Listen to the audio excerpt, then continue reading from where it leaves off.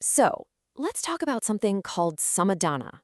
It's an ancient practice, but honestly, it feels like it was designed for right now, for finding some clarity and real focus in our crazy, modern, super distracted world. Let's just start with a question from the source material that, wow, it really hit home for me. Does your mind ever feel like a noisy apartment? Like the moment you wake up, all the tenants start making a racket. Fear moves in, frustration starts banging on the pipes, old arguments are having a party. It's like a nonstop mental circus, and man, is it exhausting. Okay, so let's dive into our first section here and really look at the hidden costs of all that mental noise. I mean, on the surface, a quick scroll on your phone or opening just one more tab on your computer seems totally harmless, right? But it's actually quietly chipping away at the good stuff in our lives. So, what is the actual price we're paying for all this mental clutter? Well, our source points to three really essential things we're losing. First up, our joy. It just gets kind of stripped away because we're never really there to fully taste any single experience. And then, our clarity? That's gone. It's just impossible to think about the big questions like, who am I? When your mind is basically a constant storm. And finally, we lose depth. Our work, our conversations, even our relationships. Everything just kind of stays on the surface. Now, this is what I find so interesting. This slide just captures a huge mindset shift. One of the participants, David Dewar, he talked about how he used to wear multitasking like a badge of honor. You know that feeling, right? But he came to realize that the real power isn't in juggling a million things. It's in the quiet reality of just focusing on one single thing. That's what actually brings peace and gets things done. And this quote from another participant, Kavita Malik, it just perfectly illustrates this core problem, getting hijacked by what the text calls useless emotions. Think about it. These are the mental reruns about stuff that's already happened. Just replaying them over and over in your head doesn't change a thing. All it does is drain your energy and stop you from dealing with what's right in front of you, right now. Okay, so if the scattered mind and these useless emotions are the problem, what's the fix? Well, our source material introduces us to an antidote for all this chaos. It's a really powerful concept called samadhana. So what is this thing exactly?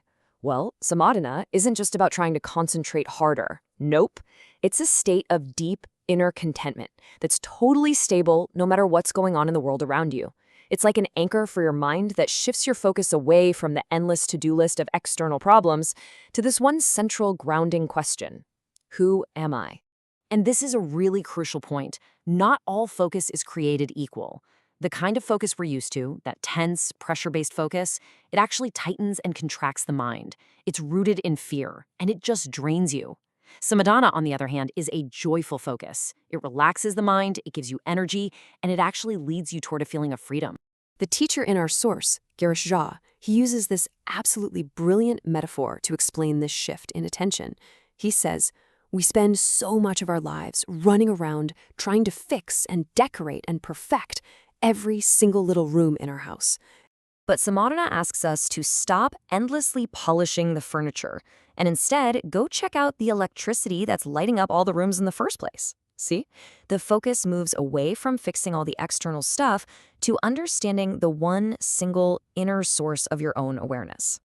Okay, this all sounds really good in theory, doesn't it? But you're probably thinking, how do we actually do it? Well, this next section breaks down the practical nuts and bolts steps. And here's another great metaphor to get us in the right headspace. Just think about it for a second. You do the work to get your ticket, you get on the train, but once you're on, you don't keep running up and down the aisle, right? No, you sit down. You perform the necessary action, but then you let go of the ego. You let go of the burden of the outcome. You let existence carry you. And here it is, the practical 4-stage meditation process. You can think of it like a guided tour inward. So, step 1, you start with the simplest thing, your own body and breath, just noticing, no effort. Then step 2, to help quiet down all that mental chatter, you bring in a simple repetition, Om Shanti, with each breath. Once things are a bit calmer, you move to step 3. You gently guide your focus to a specific inner point, the heart's triangle, which helps deepen your consciousness.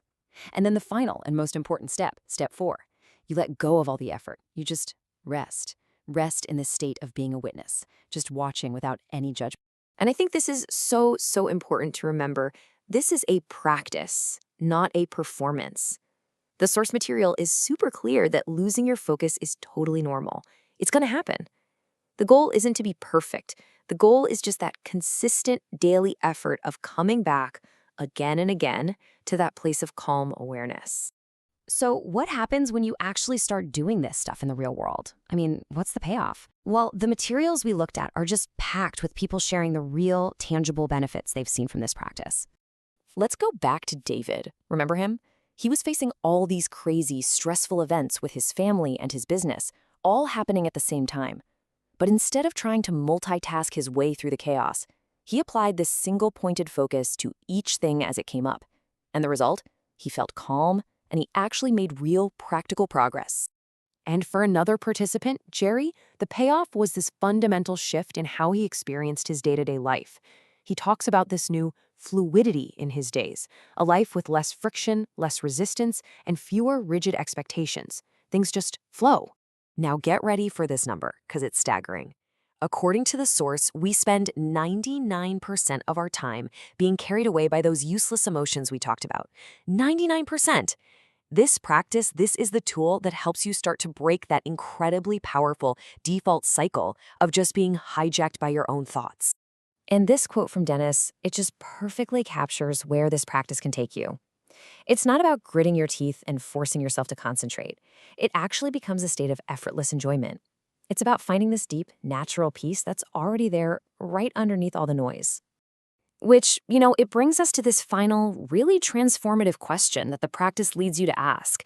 Instead of endlessly trying to arrange and perfect your life, you finally turn your attention inward, and you ask, who is this me that is trying so hard to be someone? And the profound shift happens when you stop identifying with the character in the play, and you realize you're actually the calm, steady awareness that's been watching it all unfold. And that right there, that is the heart of Samadhana.